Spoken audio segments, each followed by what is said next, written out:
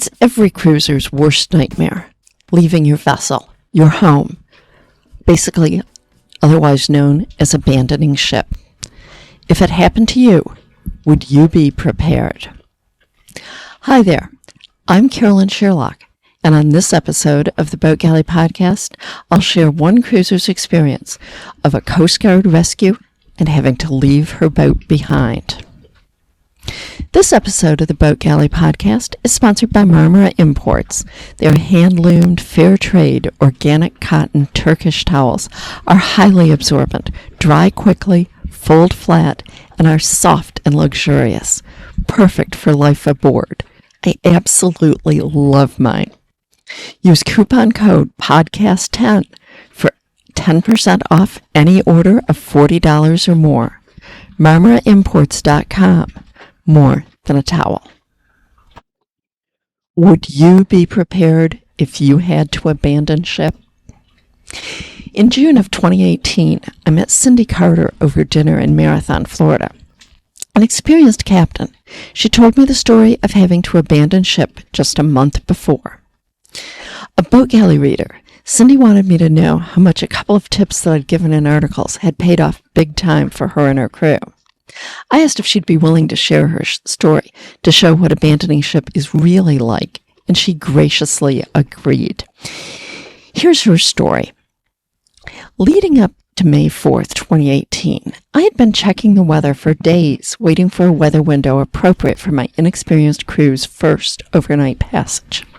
We'd been doing easy day sails and simple shakedowns to be sure he understood the basics, and the boat was ready for a bit offshore.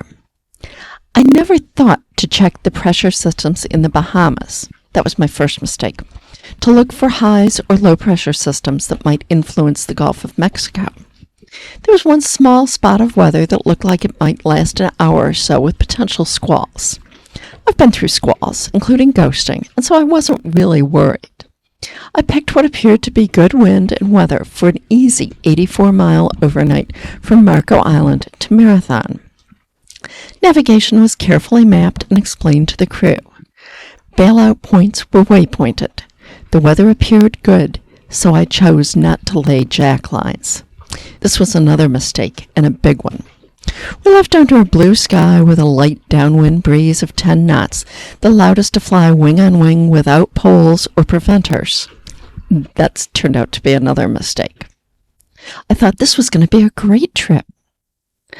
About 3 hours later, there was a low pressure in the Gulf that pulled the backside of a large storm in the Bahamas right onto our position. We went from 10 knots true to 35 knots sustained in less than a minute. El Libre, my boat, has in-mast reefing, and my crew tried to get the main reefed. I struggled to keep the boat in position, and then the main jammed. My crew went on deck to clear it as I watched my ability to see just shrink. Once the main was cleared, we started to reef the furling jib. The wind was shifting directions so quickly, I wasn't sure enough of my crew's ability to helm to let him have the wheel. As he was trying to reef the jib with the wind whipping, he released both jib sheets, which instantly knotted into a huge ball wrapped around a shroud. We managed to get enough of the jib in that we only had a handkerchief sail out. I asked my crew to reef the main more if he possibly could. There was so much pressure on the main that the roller furling line broke the Lumar winch. This was not going well. He did manage to get in more sail by using another winch that was very awkward. At this point, it was starting to get dark. With sustained winds of 35 knots gusting higher, I decided to turn around, go back to a bailout point that I had marked on the chart, and figure things out the next day. We started the engine and headed for shore. 2 hours later, we had traveled less than 4 miles and had buried the bow to the mast so many times we lost the nav lights and switched to the tricolor on top. Glad I had that redundancy. To smooth out the boat, I turned to surf the waves and review my options.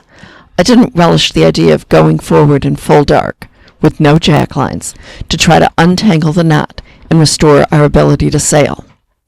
We chose to motor towards our destination. An hour later, the engine died with a bang. Now we had no engine, no sails, and we were out of VHF range. We surfed under bare poles, making 3.5 knots under only the tiniest of sails I've ever had out. There was no let-up in the storm we were in. We were soaked from rain and bow spray. I watched the chart plotter, periodically calling out ponds and asking if there was anybody who could relay to Towboat US that we were going to need help negotiating the reef and the 7-mile bridge heading into Marathon. No answer. I initiated a DSC distress call on the VHF, that automatic hub button.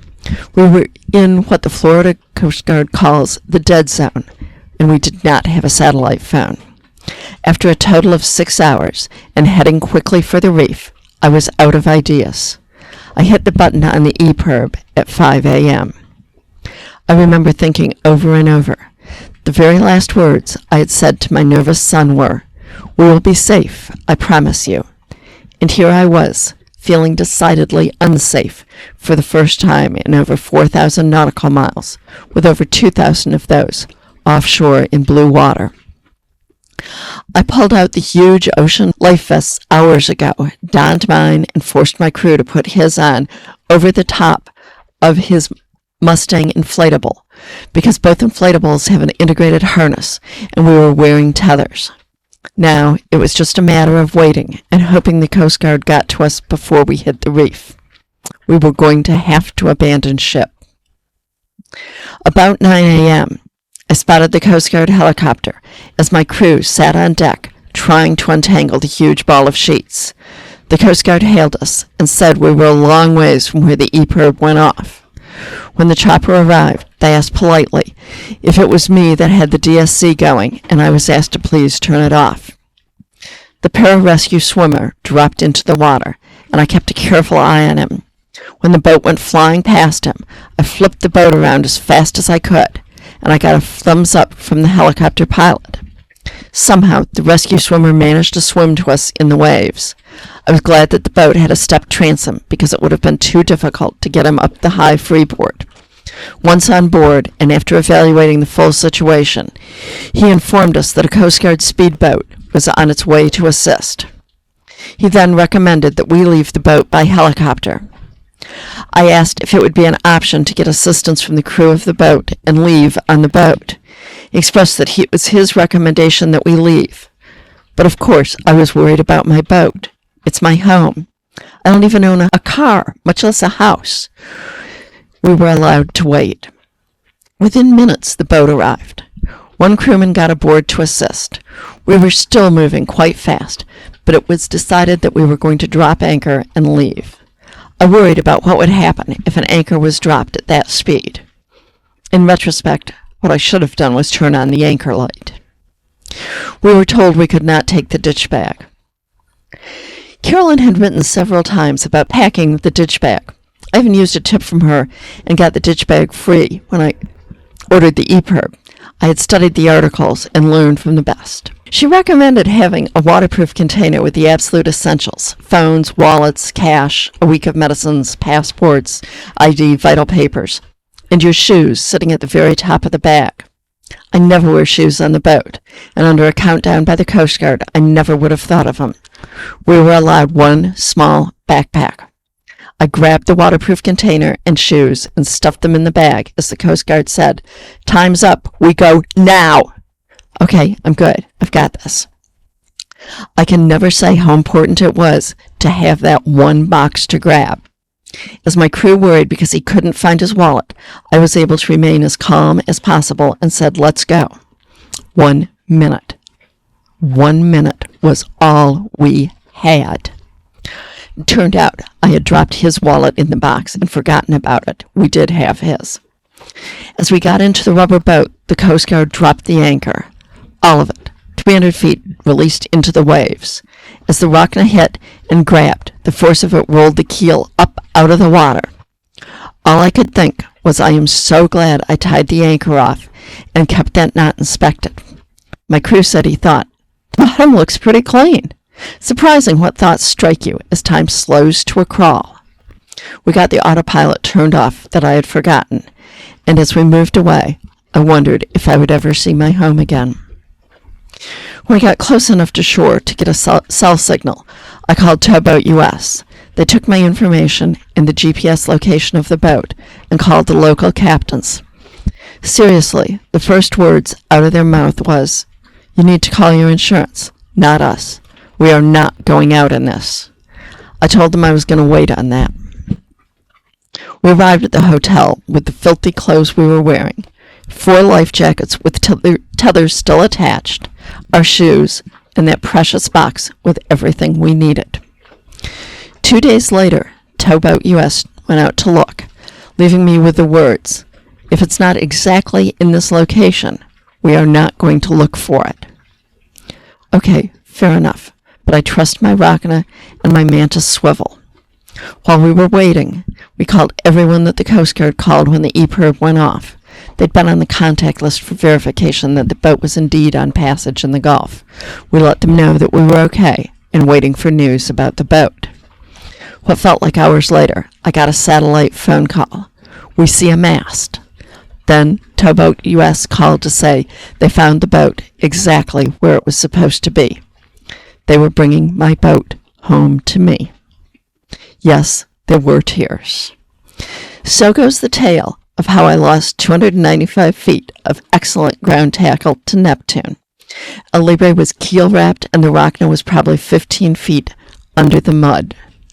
Believe me, the dollars spent to replace it was money well spent. I learned valuable conditions on giving better commands to inexperienced crew, never skipping a safety item such as jacklines, and keeping on trying when you've run out of options. I learned also that if you have obviously prepared, the Coast Guard only asks for your documentation number. This would not be complete without a heartfelt thank you to the men and women of the U.S. Coast Guard for all that they do when you've done everything you can and there's no choice left. That's a big one. That's a big one. There is a lot to be learned there, and I hope that you never have to learn those lessons yourself or really use that information, but I also hope that you are always prepared when you leave and go out that things could turn around in a heartbeat. Please subscribe to the Boat Galley podcast. Tell your friends about us. Our motto is making boat life better, and we really try to do that.